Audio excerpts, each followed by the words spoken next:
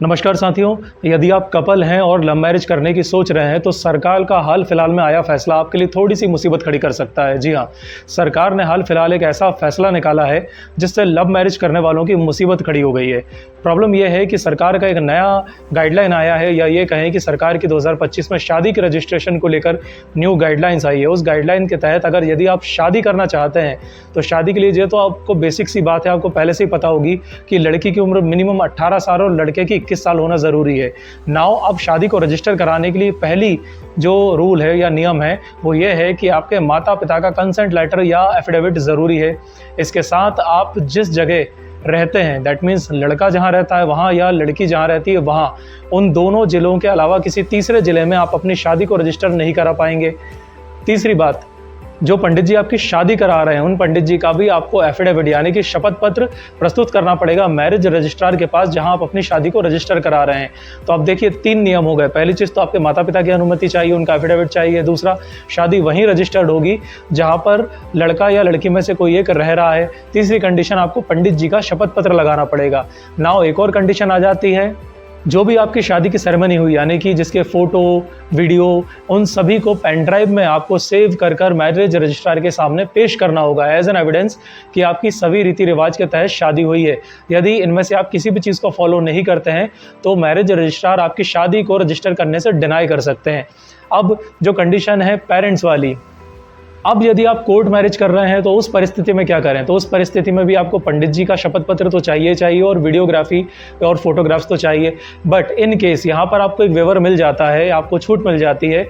यदि आप अपने माता पिता को कोर्ट मैरिज के समय उपस्थित कर रहे हैं, मैरिज रजिस्ट्रार के समक्ष उपस्थित कर रहे हैं, तो आपको पंडित जी के एफिडेविट की ज़रूरत नहीं पड़ेगी।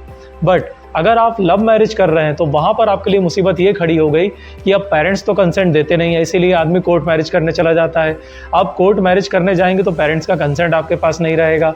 तो ऐसी कंडीशन में आपको पंडित जी का या जहाँ भी आप शादी कर रहे हैं वहाँ की फ़ोटो वीडियोग्राफी एविडेंस देना होगा और साथ साथ गवाहों को लेकर, एडल्ट गवाहों को लेकर जाना होगा मैरिज रजिस्ट्रार के पास, जो कि आपके परिचित व्यक्ति हों। हर किसी को नहीं ले जा सकते हैं। दूसरी मुसीबत यहाँ ये आती है कि यदि आपकी इंटरफेथ मैरिज है यानी कि धर्म परिवर्तन करके आप विवाह कर रहे हैं या आप 2 अलग अलग धर्मों से ताल्लुक़ रखते हैं और शादी करवाना चाहते हैं, तो ये तो पहले से ही बहुत जगह नियम है जो स्पेशल मैरिज एक्ट में दिया हुआ है कि आपको डिस्ट्रिक्ट मजिस्ट्रेट यानी कि जिलाधिकारी के समक्ष आवेदन प्रस्तुत करना होगा और दोनों पक्षों के घर पर नोटिस जाता है। खैर ये तो अनुच्छेद 21 भारतीय संविधान का उल्लंघन है, पर ये नियम कई जगह बने हुए हैं तो ज्यों के त्यों चले आ रहे हैं कि आपको जिलाधिकारी के समक्ष एक आवेदन प्रस्तुत करना होगा। उसके बाद नोटिस जाता है दोनों परिवारों के घर पर कि किसी को आपत्ति है कि नहीं।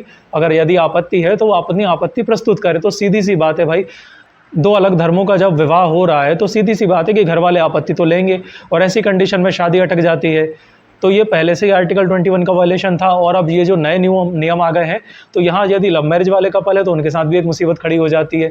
बट यहाँ पर एक सहूलियत की बात ये भी हो सकती है कि यदि पेरेंट्स का कंसेंट नहीं है तो जिस जगह पर आपने शादी की है वहाँ आप गवाह को उपस्थित कर दीजिए और पंडित जी का शपथ पत्र आप लगा दीजिए।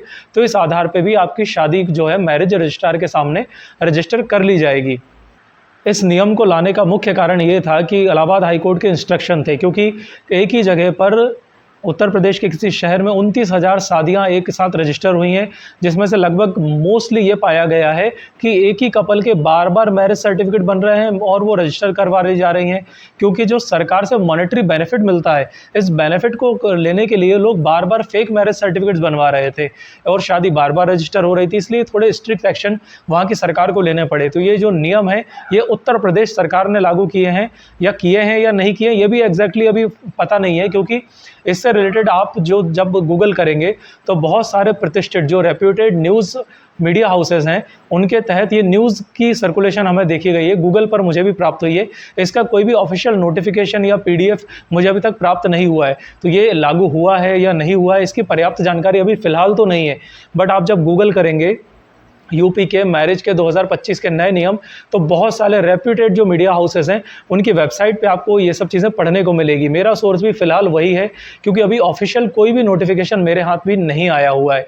जब नोटिफिकेशन आएगा तो इसमें क्या गाइडलाइंस है और एग्जैक्टली क्या नियम है, उससे रिलेटेड मैं आगे इसकी जानकारी अगले वीडियो में दूंगा। यदि आपके इस वीडियो से रिलेटेड कोई सुझाव हैं या क्या होना चाहिए क्या नहीं होना चाहिए, तो आप कमेंट सेक्शन में बता सकते हैं और आगे ऐसी जानकारियों के लिए चैनल के साथ जुड़े रहें। धन्यवाद।